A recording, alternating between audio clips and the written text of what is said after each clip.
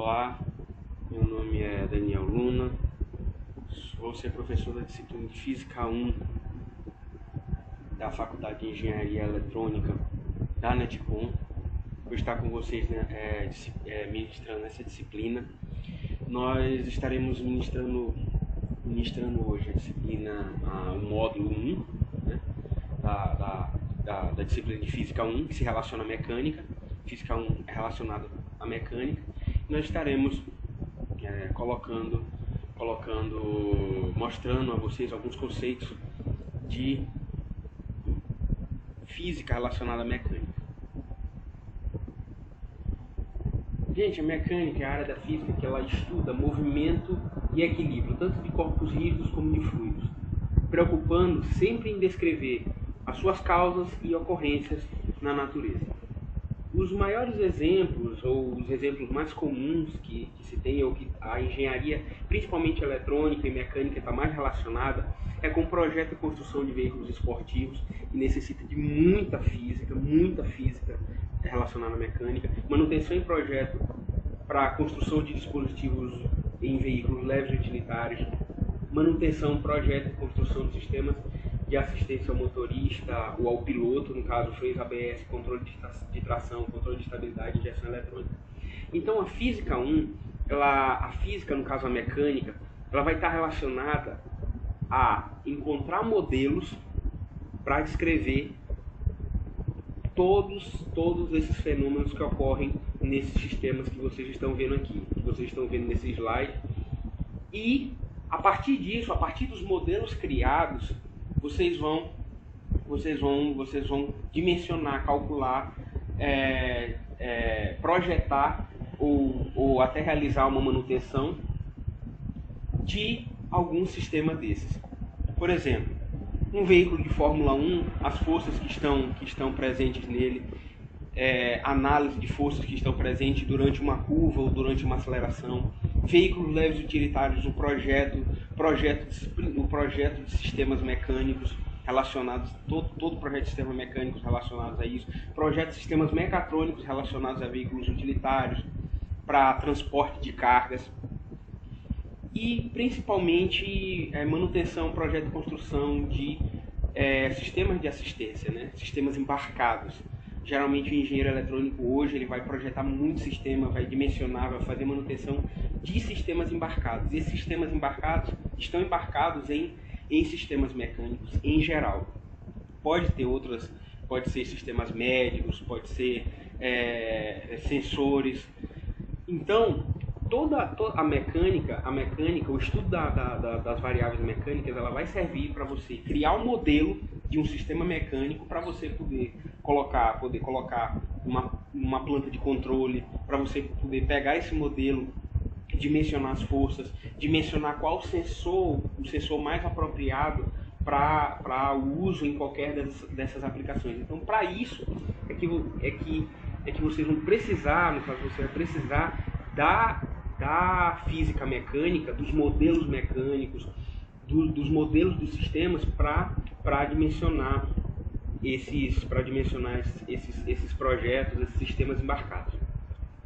Então, a área da física, no caso da mecânica, ela vai tratar o que eu quero, no caso, o que eu vou requerer de vocês, é que peguem um fenômeno físico, né? O que se quer dessa disciplina? Que vocês, a partir de um fenômeno físico, consigam traçar as forças que estão, as forças, velocidades, acelerações que estão nesses sistemas. Por exemplo, um pistão, uma biela, um sistema de pistão, biela, manivela, por exemplo.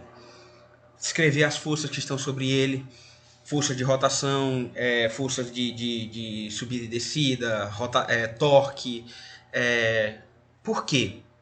Porque é com isso que vocês vão dimensionar qualquer sistema embarcado eletrônico relacionado a isso. Talvez vocês não usem isso de forma direta, mas vocês precisam dessas variáveis para colocar no sistema de controle, como eu já havia falado, e entre outras coisas para projetar, para programar algum sistema embarcado que vai atuar sobre sistemas mecânicos. Um grande exemplo disso é um diagrama de um sistema de suspensão ativo. como você pode observar. Nós estávamos observando o pistão, o sistema pistão, biela, manivela, ou pistão, biela, virabrequim. E agora nós estamos analisando, por exemplo, aqui o diagrama de um sistema de suspensão ativo. O diagrama de sistema de suspensão ativo existem várias forças. Existem, no caso, a massa do carro, a massa do sistema de suspensão ativa e a massa suspensa, por exemplo, a massa que está no sistema de suspensão, a massa da roda.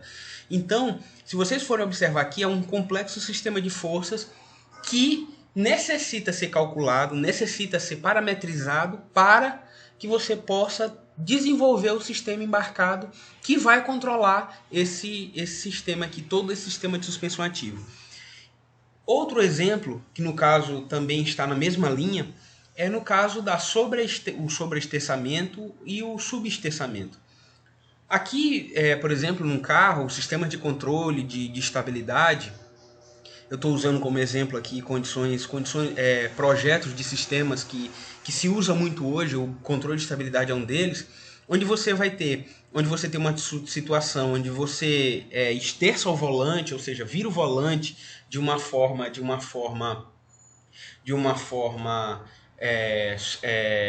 menor do que é necessária e a forma acima do que é necessária. O que isso vai acarretar? Pode acarretar um raio maior, né? Um raio maior, dependendo das forças de atrito, da velocidade que você entra na curva, das acelerações que estão presentes no seu carro, no seu veículo, e situações onde você tem um sobreestessamento, ou seja, derrapagem, entendeu? Que você pode vir a derrapar. E por que acontece isso? Qual é esse limite? Tudo isso é calculado pela física mecânica. Então, todos os sistemas embarcados, todas as variáveis que você vai trabalhar dependem da física mecânica. Então, para quem vai principalmente fazer manutenção, projeto de sistemas embarcados, que é uma das aplicações, que aqui a gente, entre várias aplicações, você pode até desenvolver sensores, você pode procurar soluções, ela perpassa antes pelo dimensionamento físico, pelo diagrama de corpo livre. Ó. Se você pegar o diagrama de massas, o diagrama de forças, entendeu? Que está atuando em cima daquele sistema. E para isso que você vai aprender Física 1, para poder aprender a fazer esse diagrama e a partir daí, que é o começo, dimensionar sistemas eletrônicos, sistemas mecatrônicos, dimensionar controladores para atuadores, entre outras aplicações. Conceitos sobre grandezas físicas, equilíbrio de força, cinemática, lei de Newton, gravitação, como eu já havia falado para vocês para o projeto desses sistemas, ele vai dar base teórica para o engenheiro elétrico e eletrônico construir, programar, melhorar, principalmente otimizar esses sistemas, porque muitos já vêm construídos. Voltados ao controle, principalmente de sistemas mecânicos, aquisição de sinais, transdução de sinais, projeto de sensores e otimização de plantas industriais. Então, isso é só um reforço daquilo que eu já havia falado antes sobre como o engenheiro eletrônico, como ele vai usar isso como ele vai usar a física mecânica, o que a gente vai precisar, né? Os modelos cinemáticos para projetar muitas vezes esses sistemas. Aqui você tem um exemplo de controle de tração, estando ou não ativo, com controle de tração. No caso aqui, com controle de tração, com o sistema de controle e sem o sistema de controle. O sistema de controle de tração é um exemplo, ele está atuando diretamente nas variáveis físicas, ou seja, no sistema de freio do carro. Aqui, no caso, já é a frenagem com o sistema de freio ABS, e aqui é sem sistema de freio ABS. Então, o veículo, no caso, sistema de antitravagem, sistema de controle de estabilidade, controle de tração, para na hora que o carro inicia a sua aceleração, para que ele não derrape, no caso, em pistas de gelo, por exemplo. Então, tudo isso está diretamente relacionado a equilíbrio de força, cinemática, lei de Newton, gravitação também, porque aqui vai depender da aceleração da gravidade no local. Então, para isso que serve toda a física relacionada à mecânica. né? No caso, a transdução de sinais que a gente vai aprender é justamente pegar uma variável física e transformar ela em uma variável elétrica, por exemplo. Apesar de que aí esse curso não seja de sensores, mas os conceitos vão ser todos utilizados. Você vai precisar das equações para fazer a transdução do sinal, ou seja, pegar um sinal elétrico e transformar ele em um sinal mecânico, em uma variável mecânica. Aqui nós já vamos começar a tratar sobre medidas, né, na física. No caso, as medidas quantitativas elas podem ser realizadas de forma direta. No caso, a medida é puramente comparada com o padrão. E as medidas indiretas, que são realizadas através de cálculos com base nas medidas que foram retiradas de outras grandezas. Por exemplo, você pega uma variável elétrica, mede através de uma variável elétrica, você faz os cálculos para encontrar uma variável mecânica. Por exemplo, você mede a corrente em um condutor para medir o torque que aquele motor elétrico está aplicando sobre aquele sistema mecânico. Então, nós temos alguns equipamentos de medida, por exemplo, micrômetro, paquímetro, medidor de vazão, né, que já são medidores indiretos. Paquímetro e micrômetro, em geral, você executa uma medição direta, porque você compara puramente com o padrão, mas medidor de vazão não, você já vai ter que fazer uma equação em cima do sinal que você adquirir. E aí realizar essa medição. Por exemplo, medidores de velocidade, frequência de rotação. Entendeu? Então, existem esses dois tipos de medição, a direta e a indireta. As medidas físicas, elas podem ser tanto de origem qualitativa quanto de origem quantitativa. As medidas qualitativas, as análises qualitativas, elas fazem parte da experiência do engenheiro, ou seja, qual equipamento que eu vou usar? Eu vou usar um medidor de vazão, eu vou usar um medidor de velocidade, eu vou usar um medidor de frequência, eu vou usar um micrômetro. Qual dessas? De acordo com o problema, de acordo com o fenômeno físico, ele vai analisar qual ou quais os instrumentos que ele vai utilizar, né? E as análises quantitativas, que já são puramente relacionadas ao instrumento de medição e o trabalho de medição, justamente, do engenheiro. No caso, para medir essas grandezas. Para posteriormente, com essas medidas, ser realizada uma montagem ou modelo, dimensionamento de um sistema físico ou de um equipamento. As grandezas, elas são aspectos próprios de um fenômeno físico. E elas são fundamentais para a sua ocorrência. E são elas que despertam a atenção do engenheiro. Quando o engenheiro observa um fenômeno, ele observa, claro, de forma geral, ele observa tudo, que é um ponto positivo do engenheiro, e a partir disso ele concentra em algum aspecto particular. Por exemplo, uma velocidade, a velocidade, se ela é sempre a mesma ou não é, se ela tem variação. Aceleração, frequência angular, velocidade angular, a quantidade de movimento, né? Se ela muda ou não, se é constante ou não. Então, e a partir daí, você tem um padrão de medida, né? Que é o que vai se usar durante todo esse curso, que é o Sistema Internacional, SI, Sistema Internacional de Unidades. Esse sistema, você vai encontrar fontes na internet que vão dizer qual é o tipo de... qual é a grandeza, qual é o símbolo e qual a unidade, né, que você vai utilizar. Em geral, nós temos metro, comprimento, no caso para medida de comprimento, massa em quilograma, tempo em segundo, né? Esses são os principais. Velocidade em metros por segundo, aceleração em metros por segundo ao quadrado.